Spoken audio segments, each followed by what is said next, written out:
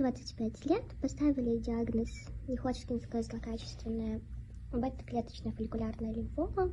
Из признаков, которые я прям отмечала, это была, наверное, усталость. Но она уже длится очень много лет, потому что там сначала какие-то стрессы, переживания в университете, потом у меня было 2 переезда за последние 2 года. Появилась еще одно, такая как постоянная тошнота, и появилось само вот это уплотнение.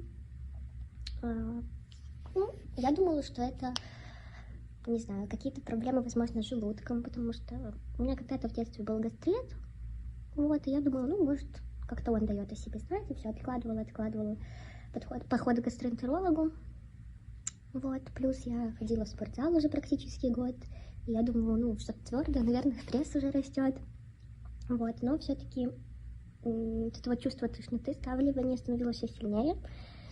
Я пошла к гастроэнтерологу, эта опухоль, она уже выпирала из живота, но он сказал, что все нормально. Я решила по своей инициативе, так сказать, пойти сделать УЗИ. Вот, УЗИст сделал, очень занервничал, потому что это образование было у меня 20 на 16 сантиметров. Вот, сразу меня отправили в онкологию. Вот, я сейчас живу в Украине по временному виду на жительство, 2-й год уже. И я поехала в государственную, но там сложно было обойти вот эту всю систему документов. Вот, там все сейчас электронное, мой документ не бился. И мне просто, грубо говоря, без направления, просто там на бумажке написали, что нужно сделать КТ. Я его сделала, и порекомендовали мне уже частную клинику в Киеве. Я сейчас во Львове живу. Частную клинику в Киеве и врача, который занимается именно лимфомами, то есть гематолог. Опухоль у меня была в забрешенном пространстве, так они описывали. Отправили меня уже на ПЭТ-КТ, и там были найдены еще много всяких мелких лимфоузлов пораженных. И была еще затронута селезенка, и жидкость в брюшной полости у меня собралась. Вот. По анализам вообще все было отлично. Более того, где-то за 2 месяца до того, как это все обнаружилось, и у меня было такое, как полное обследование, то есть все анализы, все врачи, все было вообще отлично, то есть, видимо, это моя опухоль была в таком спящем состоянии, точнее, не опухоль, сама лимфома была в спящем состоянии, и вот за 2 месяца, она, грубо говоря, с нуля выросла до таких сантиметров, и анализы все еще у меня были отличные, то есть на момент госпитализации. И единственное, вот что смущало врача, это то, что она очень большая и очень быстро растет, то есть там за неделю она там вырастала на несколько сантиметров, грубо говоря. Вот. И то, что я похудела очень сильно за это время, и вот это вот мое состояние такое вообще отсутствие энергии. И тоже вот на момент, как я приехала уже к гематологу, у меня и ночная потливость такая появилась, и чесалась шея.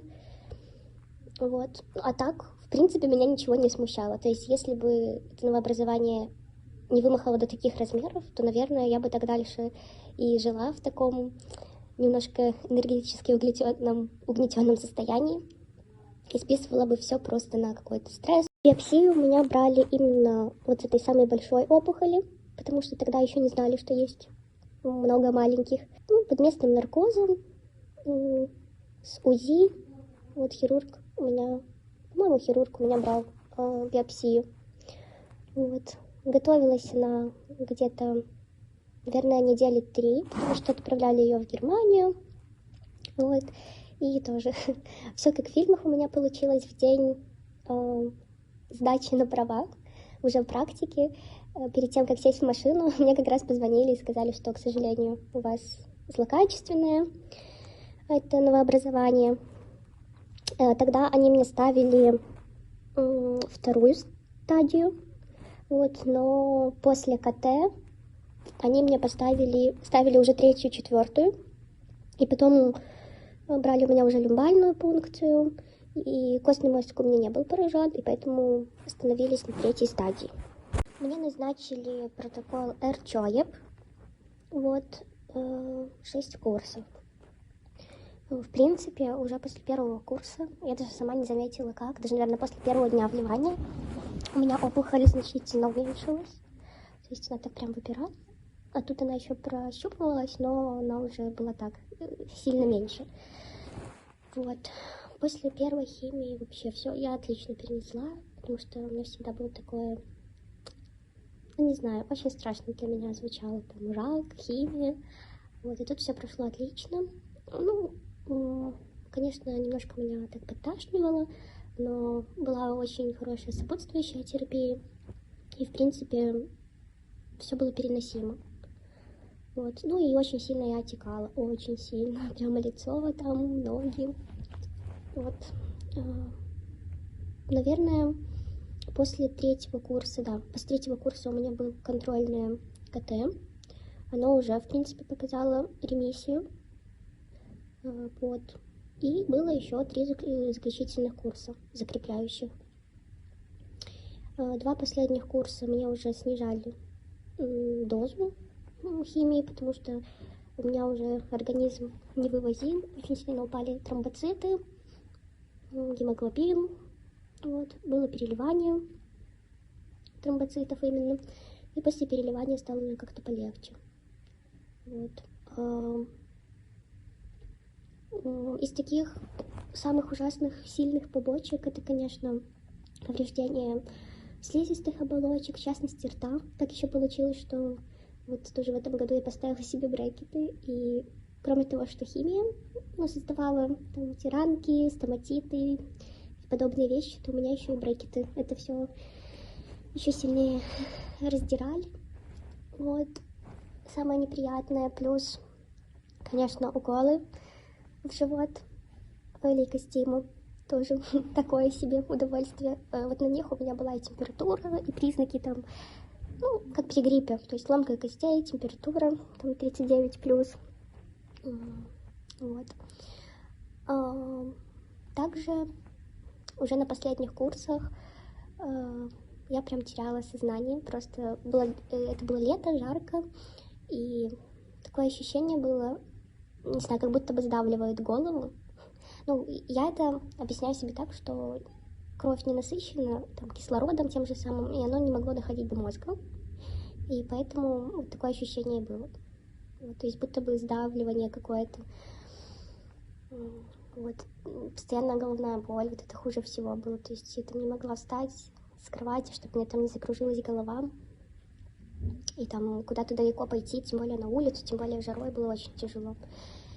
Вот. А так, в принципе, все прошло хорошо. Лучи меня не назначали, то есть вот этих последних закрепляющих 3 химии прошло, вот я получила результаты ПЭТ, и дальше будет в течение 2 лет поддерживающее лечение. Вот в следующую среду будет консилиум, и я уже более точно смогу узнать, что меня ждет дальше. Но лучей сказали не будет, потому что у меня вот это моя опухоль, там остаточная масса еще есть. По-моему, 2,5 сантиметра на 6,5, что-то такое. Она так находится между органами, что ее не смогут удалить лучами, не задев все остальное. Вот. И еще тоже из того, что осталось после химии, сейчас уже, месяц назад у меня была последняя химия, чуть больше. Это очень сильно трясутся руки, очень сильно прям, и боль в суставах тоже. Очень тяжело, особенно утром проснуться, расходиться, встать. Врач сказал, что нужно будет раз в 3 месяца, в 2-3 месяца, это еще решится на консилиуме, будет поддерживающая химия. Такая слабенькая, по препаратам я пока что еще не знаю, тоже это все будет обсуждаться. То есть 8 первый год, потом 6 второй год, если я не ошибаюсь. Вот. Потом, если не будет рецидива, то тогда это все отменяется и уже прям полноценная ремиссия. По поводу детей, нужно было замораживать яйцеклетки, но поскольку у меня была очень агрессивная лимфома, то мне врач сказал, что уже просто этого времени нет, и что нужно уже химию было начинать, грубо говоря, вчера. Вот, поэтому я ничего не замораживала. Единственное, защита — это был укол Золодекса. Каждые 28 дней мне его кололи. Вот, на первой химии у меня еще был цикл, и дальше не было. Последний укол был в прошлом месяце, и цикл, естественно, пока что не восстановился. Вот. Но гинеколог говорит, что должен восстановиться. А по поводу того, смогу, не смогу я вообще иметь детей, то пока что сложно прогнозировать. Через месяц мне нужно сходить на УЗИ, посмотреть, как там все себя чувствует. Вот, и врач-гинеколог уже скажет. Что хочу сказать, что все не так страшно, как кажется на первый взгляд. Главное выполнять все рекомендации врачей и постепенно, шаг за шагом, радоваться маленьким победам. То есть не смотреть, скажем так, в общем, что вот, там 6 химий, и там, что лимфома там это неизлечимо и все такое, что это вообще на всю жизнь. Рассматривать каждый сделанный шаг к излечению. То есть вот там, так, все, я нашел гематолога. Все, плюс в копилочку. Значит, уже все будет хорошо, я в надежных руках. Я там прошел первую химию. Там осталось только всего лишь 5. Там я прошел еще одну химию, там еще меньше. 3 химии, все, уже половина. Осталось совсем чуть-чуть. Вот. И побольше, конечно, радостных каких-то моментов, радостными моментами свою жизнь наполнять, какими-то маленькими приятностями, большими приятностями. Вот. Ну и, конечно же, окружать себя людьми, которые тоже будут поддерживать, дарить какие-то приятные эмоции и максимально свести на нет все какие-то незначительные, глупые, грустные, ненужные моменты. Вот. То есть поддерживать себя морально. Наверное, это самое основное, самое сложное. Вот. Плюсы тоже есть. Да, волосы там выпадают не только с головы.